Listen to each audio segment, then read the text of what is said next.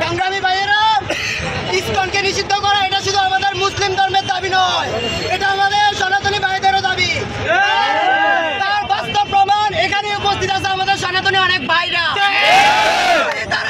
যদি তারা ইসকনকে নিষিদ্ধ না চাইতো ওরা আজকের এখানে উপস্থিত হতো না। বর্তমান সরকারের কাছে আমাদের একটি অনুরোধ, 12 ঘন্টার মধ্যে ইসকনকে নিষিদ্ধ করতে হবে। সাম্প্রদায়িক দাঙ্গা চাই না আমাদের এই বাংলার মাটিতে।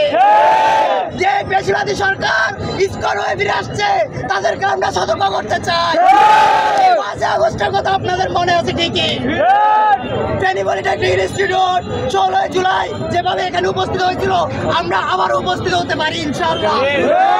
শক্ত হাতে প্রতিহত করতে পারি ইনশাআল্লাহ।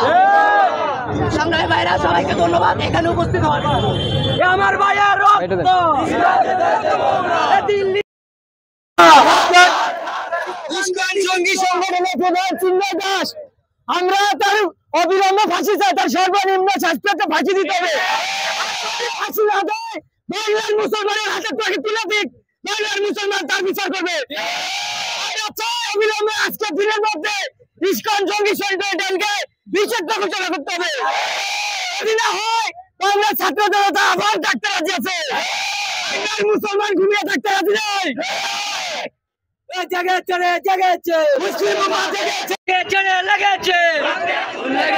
আমার ভাই কবরে দিল্লি না ঢাকা। আজকের গাড্ডায় বৈষম্যবিরোধী ছাত্র আন্দোলনের পক্ষ থেকে শহীদ মিনারে সম্প্রীতি সমাবেশ আমি আহ্বান জানাবো। ফেনী পলিটেকনিক ইনস্টিটিউট সাধারণ শিক্ষার্থীবৃন্দ আমরা উক্ত কার্যক্রমে অংশগ্রহণ করব এবং আমরা আজকের এই মানববন্ধন থেকে আমাদের ঘোষণা দাবিগুলো হচ্ছে ইসকনকে নিষিদ্ধ করতে হবে। বাংলার জমিনে তারা যেন আর তাদের কোনো কার্যকলাপ চালাতে না পারে সেদিকে সচেষ্ট থাকতে হবে। চিন্ময় দাসকে, যার জন্য আজকে এই অবস্থা আমাদের ভাই মিত্র হয়েছে, তাকে সর্বোচ্চ আইনের আওতা আনতে হবে, তাকে ফাঁসির আওতা আনতে হবে। আমাদের অন্তর্বর্তীকালীন সরকারকে যারা প্রশ্নবিদ্ধ করতে চাইতেছে তাদেরকে হুঁশিয়ার দিয়ে আজকের এই মানববন্ধন ও বিক্ষোভ কর্মসূচি এখানে শেষ করলাম। আসসালামু আলাইকুম। রক্ত